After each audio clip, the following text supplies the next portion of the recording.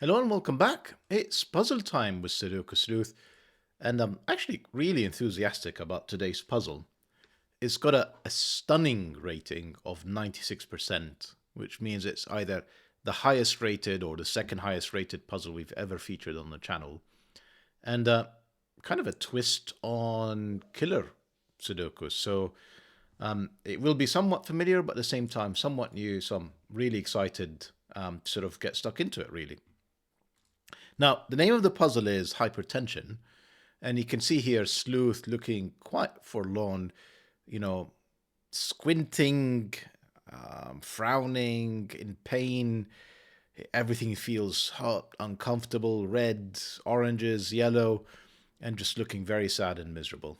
So, if you're suffering from hypertension, if you're suffering from regular headaches, I absolutely empathize with you. I hope that you recover soon and that today's puzzle doesn't contribute to it in any shape or form. Let's take a look at the puzzle. So, Hypertension by, I'm going to say, Michael Lefkowitz. Hopefully I pronounced that correctly.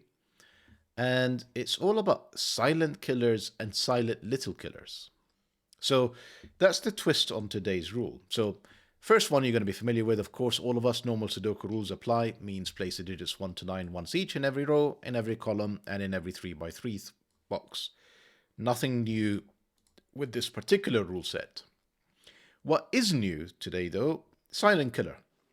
So digits in a cage sum to the number in the cell pointed at by the cage's northwest corner, and digits cannot repeat in a cage.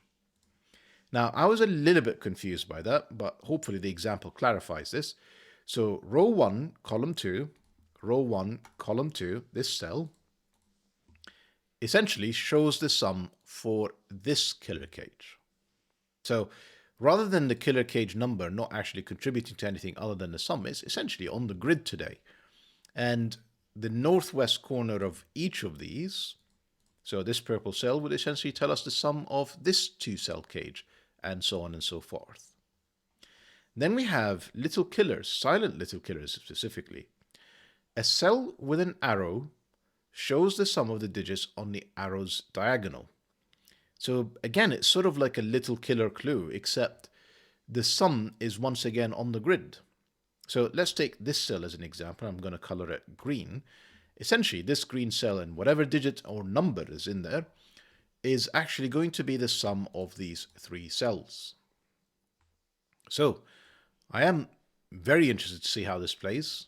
Hopefully you are too, and you want to play this down below with the usual link in the description for you to explore it and play it yourself. And I'm just looking at the phenomenally little amount of clues that we actually have today. So I don't know if I'm going to be able to solve it. It is a 1-star difficulty rated puzzle. So I'm kind of stunned that it is coming out as 1 star. So hopefully it is approachable as opposed to me getting stuck here for another hour or so. Right. Wish me good luck. Play along with the link in the description down below. And with that said, I'm going to restart the clock and see how I get on. So what I am tempted by is essentially just quickly coloring all of these cells. It doesn't really mean anything at this point. I have no idea what the values are or anything along those lines. It's just I feel like at a minimum, I need to know where all of the little killer cage totals are. So there is 1, 2, 3, 4, 5, 6, 7 different cages, and I have 1, 2, 3, 4, 5, 6, 7 different sums. Clearly, some of these numbers can actually be the same. For example, nothing wrong with green and orange having the same sum. It may well be, but what I do know is green is not purple and it's not yellow. And I'm not sure it's worthwhile doing for the little killer cages, silent little killer clues just yet either, although this one is fascinating. Because if I just think about minimums for a second for this would be 1, this would be 1, 2, this would be another 1, this would be another 1, 2. So I'm already at 6, 7, and 8. And this is, of course, because it's on the grid, a maximum of 9. So there's only 1 degree of freedom in all of this, which means this 1 could be a 2, This could be 1, 3 rather than 1, 2. Of course, it would have to be a 1 in there. This could be 1, 2, and this could be 1, 2, sorry, 1, 3 as well. But again, there has to be a 1.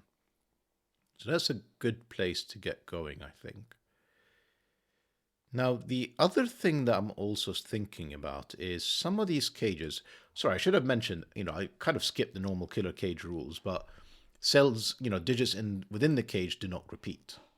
So that means that this is a minimum of 1, 2, 3, making this a minimum of a sum of 6, 7, 8, 9. And the same will be true for this cage, same will be true for this cage, and this, no, not this cage. So these 3 cells and the sums of their respective cages are at a minimum 6, could be all the way up to 9, but a maximum again of 9.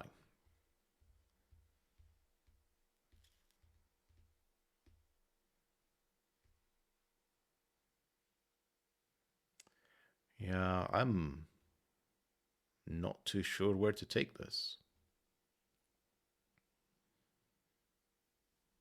I mean, this is quite helpful. The fact that this cage is a maximum of 3, it is in fact 3, because the minimum I can make it is 1, 2. And that's a degree of freedom gone, so that's digits. Under 3 minutes, I take it. This has to be all now minimums of 1s and 2s. Sorry, I didn't mean that. 1s and 2s. That's a 2, that's a 1, that's a 2. And that would put a 9 in here. If I just double check that, that is 6, 7, 8, 9. That is correct. Lovely. What else can I see?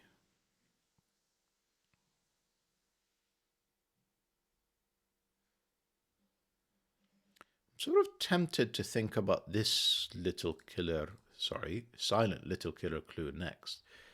You see, with so many digits already placed, the minimums are not so small anymore.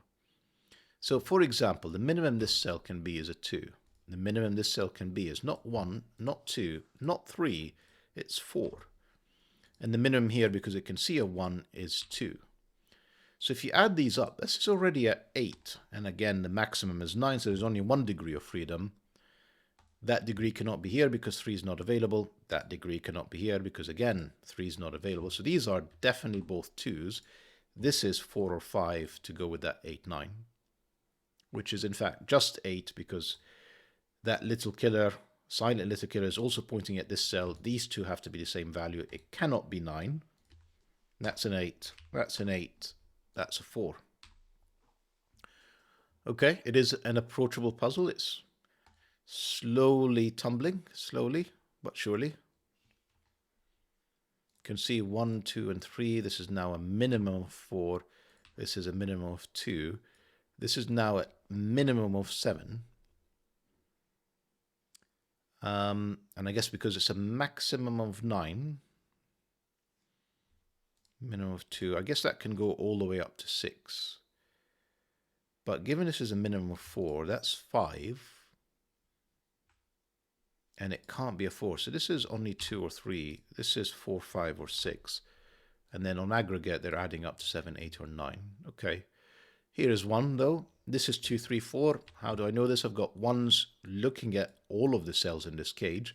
None of them are 1. So the minimum they can be is 2, 3, 4, which adds up to 9, which is the maximum that we can have. So this is definitely a 9. These are 2, 3, 4. That's not a 2, just Sudoku. One of these is a 2. Doesn't really help me much further. The fact that this is 7 and 8 now, I think 6 is off the table.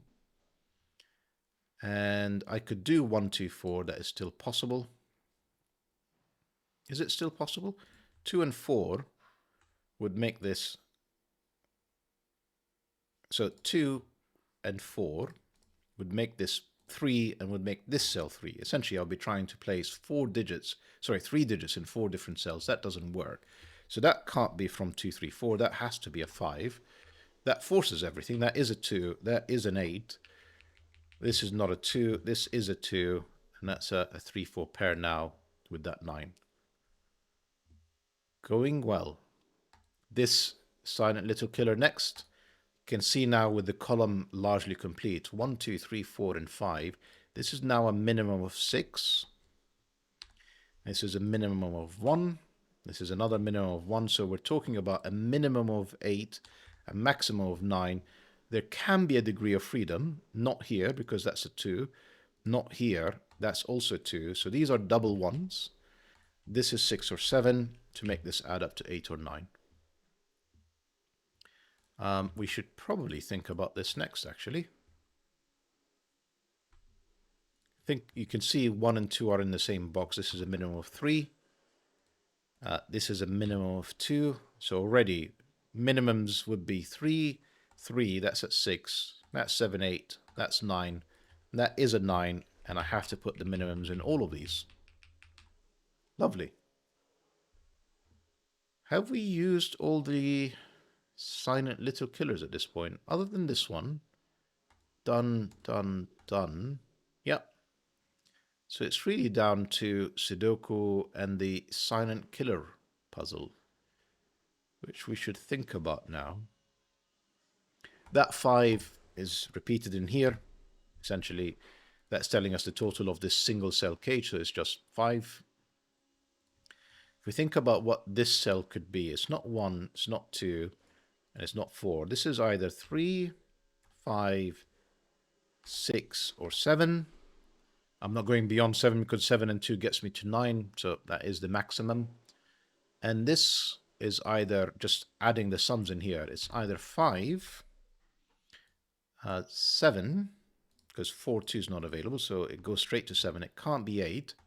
Take the 6 out. And then it can be 9 with 2 and 7 in here. That would be a 9. That seems possible. So at this point, I've filled in all of these colors and their respective cages.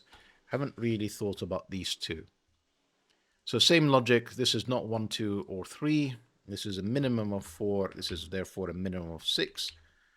I can take it to 7, but not 8 or 9. Therefore, this is only 1 degree of freedom with 4 and 5. Still too many options here, so I'm going to just take a moment to see if there is any obvious Sudoku I've missed.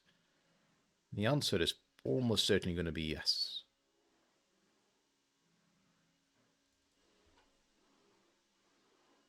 Yes, no. Where can 1 go in box 3? Can only be in here.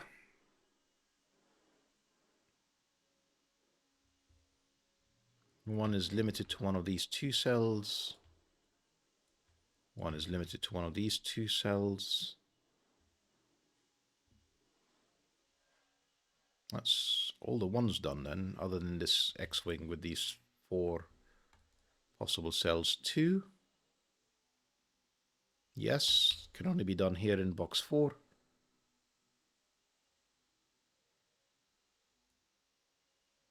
Is forced in here, and the 1 therefore is outside the cage. So this is another 2, 3, 4, pointing to a 9.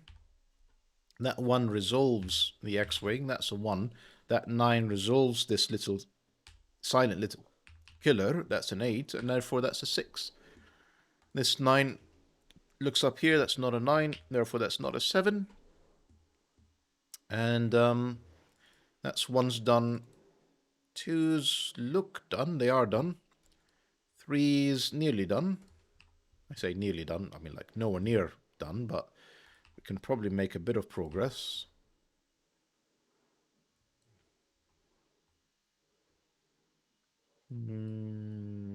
Yeah, this is as far as I'm going to take it for now. 4's, yeah, not very helpful. I'm just going to double check. 4's, 5's. I don't think I have any 6's really marked. And no 7's in the grid anywhere. 8's, maybe, just double checking. You know, such as there is an 8 in here. 8 is not in there. 8 can only be in here. That's not an 8. That's an 8. One of these 2 cells is an 8. This is an 8 in box 2. Therefore, that's not the 8. That's the 8. And one of these 2 cells, this 8 tells me, yep, I think that is 8's done, isn't it? That's 9 of them. Looks good. 9's. You can see that in here in box 6. One of these 2 cells in box 3. one of two cells in box 2. We can just pencil mark what this is at this point. We've got 3 on the same row, and then that would allow us to write in whatever this digit is. So that's 1, 2, 3, 4. We need 5, 7, and 9. So with this 9 in here, that's not a 9. And then to complete the row, we need a 6 in here. Complete the column, that's 5 or 7. It is not a 5, it's just 7, 5, and therefore that's another 5. No, that's a 3 to make sure it adds up to 5. That doesn't give me the 6, 7, but it does give me a 4, a 3. Doesn't help me with a 4, 5. Doesn't help me with a 6, 7. Okay. That 3 does give me this 3. I think that 3 is done as well. Have I got more 9s? Should think about. No. I'm going to venture. Kind of. You can see that the 9 is in one of these 2 cells, and therefore it's not in here, and therefore that is a 9. That's a 5, 7 pair left. Right, just more classic Sudoku, I think, at this point. What can I see anywhere? I mean, I could just write in this cell. It is a 7. It's the only thing left. That's a 6, therefore that's a 4. I should be able to write in whatever this is as well. It is not a 7. It's a 4.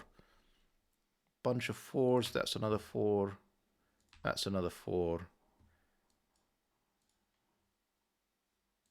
4s now in these 2 cells. 4 cells, I should say. This is 5 and 6, and I cannot disambiguate them yet for some reason. This is from 5, 6, and 7. That's 6 and 7. That's 5 and 7. That's another 5, 7. I should be able to just write this in. 6.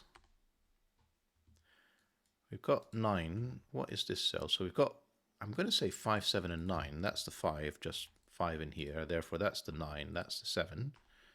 That's not a 9. That's a 9. That's not a 9. That's a 9. That's from 5, 7, and 6. It's not 5 or 7. It's just 6, 5, 7, 6, 5, 5, 6, 7, 5. I know what this is. 7, 6, 7 and 4 in here. Can I tell which is which? Nope. What about this? I should be able to just write it in. It's a 5. This is a 4, 5 pair. That 5 tells me that's the 5. That's the 4, 4, 4, 7, 7 again. This is 6. And if I've not made any mistakes, that's the 7 for the finish. Lovely little puzzle. Michael Lefkowitz. It actually flows extremely smoothly. You just sort of get started, pay attention to, large diagonals, as you would really in Little Killers. Kind of realize immediately the relative restrictions that you have with the cages. And as soon as you sort of have that break and you get almost the knack for it, and you just keep going, and it just keeps flowing and flowing and flowing. It's a beautiful puzzle, nice twist on the normal rule set, and certainly deserving of the rating that it's got. Hope that you guys enjoyed the puzzle and the video, and see you back for the next one. Bye-bye for now.